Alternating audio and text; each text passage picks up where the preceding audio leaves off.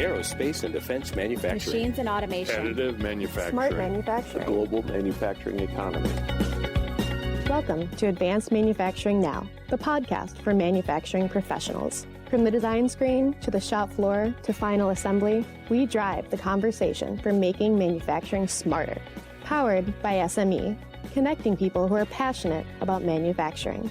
Visit us at advancedmanufacturing.org.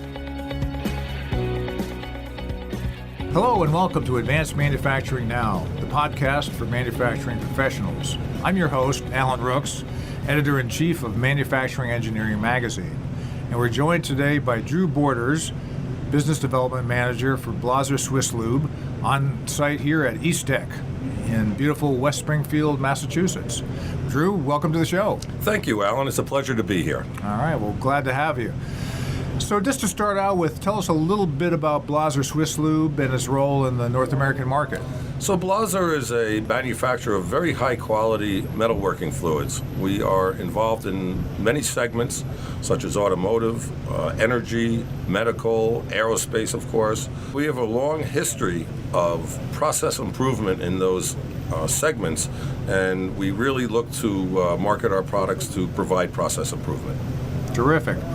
So aren't metalworking fluids basically a commodity and an unavoidable cost to a company? Unfortunately, Alan, to some people and to some companies, yes, that's the way they are viewed. Doesn't really reach the corporate level very often, but at the same time, I use the toilet paper reference. If I come to you as a CEO and say, I have really inexpensive toilet paper, you're not going to give me the time of day. But if I come and say, look, I have a hygiene solution for you that's going to put 15% of productivity into your workforce, then I might have your ear. So we look at coolant as an investment good. Something that can add to the process, it can add to your productivity, and really affect other costs down the line, because it does touch so many cost centers. So I've heard Blaser refer to its fluids as a liquid tool. What does that mean? So I think when you discuss with manufacturing people, they all understand the importance of the machine tool. They understand the importance of the tooling. They understand the importance of the fixturing, their employee, all the things that go into the process, and many times coolant is just added as a last-second thought. We differently really feel that coolant is a liquid tool. It is a tool in the manufacturing process, no different than a drill, no different than an end mill. And the fact that you can use different types of fluid and change the quality of that tool so that it either lasts longer or provides a better cycle time, that's why we look at it as a tool, because it can have those effects just like tooling can have. So what's different about Blaser products that make it more of this liquid tool you're talking about?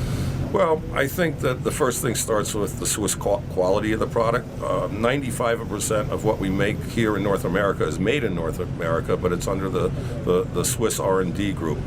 I understand you recently visited Blaser a month ago. And I did. You get to see our R&D facilities, and you can see that we're not just mixing things in a corner someplace and trying to develop solutions for people. It's a very sophisticated process, and we also do a lot of testing, and this testing is done on actual equipment that's in our tech center in Hasley-Ruxau, our home office in Switzerland. And so we have some very expensive and high-tech machines that we look at our own R&D that comes out the door. We look at customer projects. We look at industrial partnership projects. And so we use this in R&D to really examine our products in action, as opposed to letting that happen out into the field first. That's terrific. Now, before we went live, you mentioned something called a leverage effect. Please explain that for our listeners, rather. Sure, Alan. When you look at the cost in manufacturing and you really examine them, the machine tools have a very large piece of that cost. Your employees are probably the number one cost that you have in that. Right. You have energy, you have the tooling that you use, and you have other things such as scrap, etc. So let's say you're paying $10,000 a year in coolant budget, and you make that budget at, let's say, $15,000 a year with a higher priced product, then you start to look at the leverage that has on the other processes and the other cost centers that it has. Now, okay. What are the cost centers? Certainly tool life, That's a big piece. A coolant is typically about maybe 0.1% of your total cost of manufacturing. Tooling may be 5%, and by making that 0.15% in the cost of the coolant, you can have a dramatic effect on that. Sometimes you have a process where you have a cell, you have to buy 4 machines, but if you can make that product quicker, you may only have to buy 3 machines, which means 1 less employee. So these are things that we look at the leverage effect by leveraging the price of the product versus the performance of the product, and it can have a huge effect financially down the line. And we have some ways of showing that ROI, and it's very, very effective when you see it on paper. Right. I remember in one of the presentations at Blaser Corporate, they went through the ROI. It was very impressive. It's they've documented everything, and it's a good way to see what your total cost improvement will be. Yeah, we have a kind of a 4-step process in that. The first step is to analyze what's going on. What do we have here? What's the material? What's the water quality?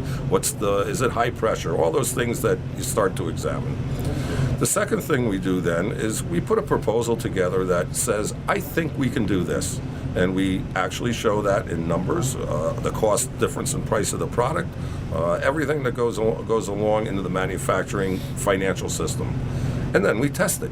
And we run it, and we put your data in that we get from your machines and your people, et cetera, and see if we match anywhere near where we thought we would be. And this actually ends up putting out a financial dollar value that you can look at, let's say, cycle time. If you can take 9 seconds off a 2.5-minute part, that might mean $400,000 at the end of the year for you.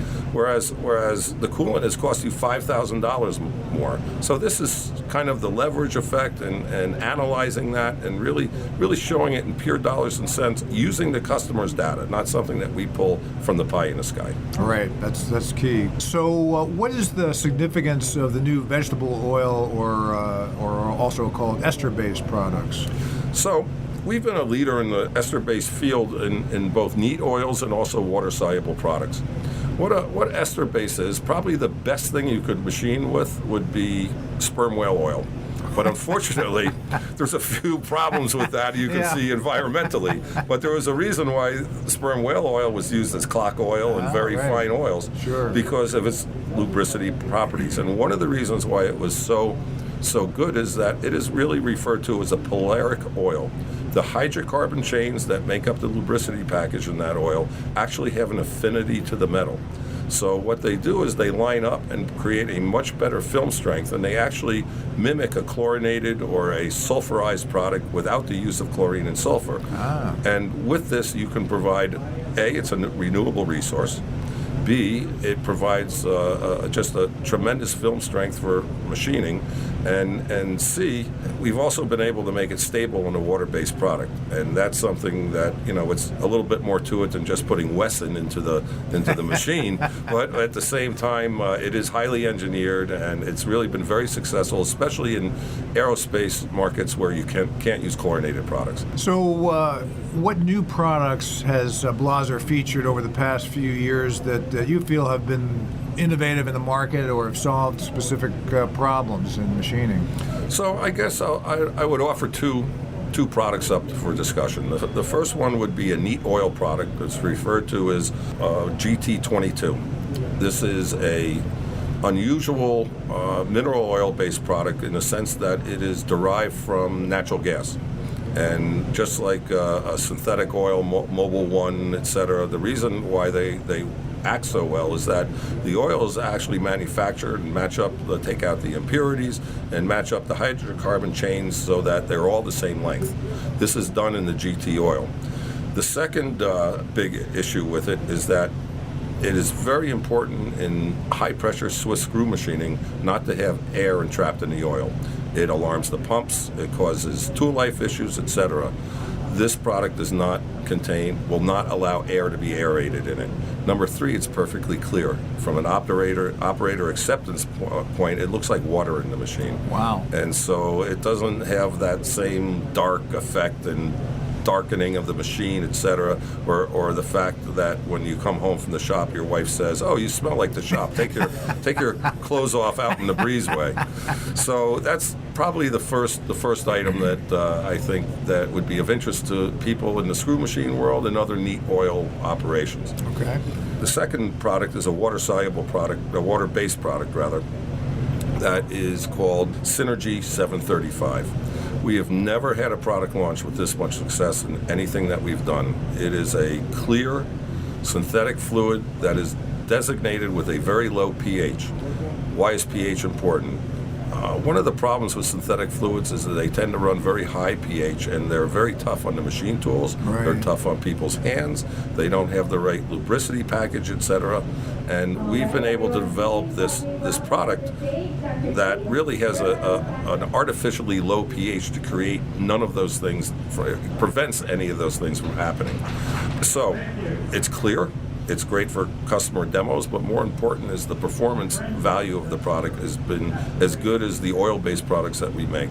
It's been immediately accepted throughout the machining world in North and South America, as well as the rest of the globe, and it's been the biggest product launch impact. In fact, we had people calling us to get the product before we officially launched the product. Wow. Now, when was the official launch?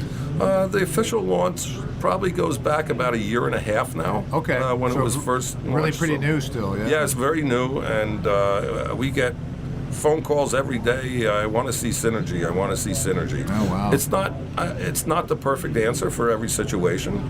That's why we do the analysis before we go into an operation. We do make probably 60 or 70 different water-based products, so we do have an arsenal of a number of things that we, under certain situations like magnesium or certain water qualities, etc., that it's not appropriate for. But, that's why we do the analysis as the first step in anything that we do.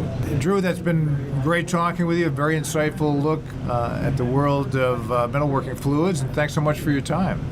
Alan, thank you very much. We appreciate the opportunity to be here with the SME at their behest, and it's our pleasure to be here today. Well, great. And if listeners want to learn more about Blaser Swisslube, where should they go for information? Besides Facebook, I think the best opportunity would go to our website, which is www.blaser, B-L-A-S-E-R, blaser.com. Okay, that's great. And then they can click down and find the North American operations and all that. It's all on there, any language you want, etc. We are a global company, but we also have a number of different languages here in North America. So terrific. And for our listeners, if you want to listen to more podcasts, please go to advancedmanufacturingnow.com.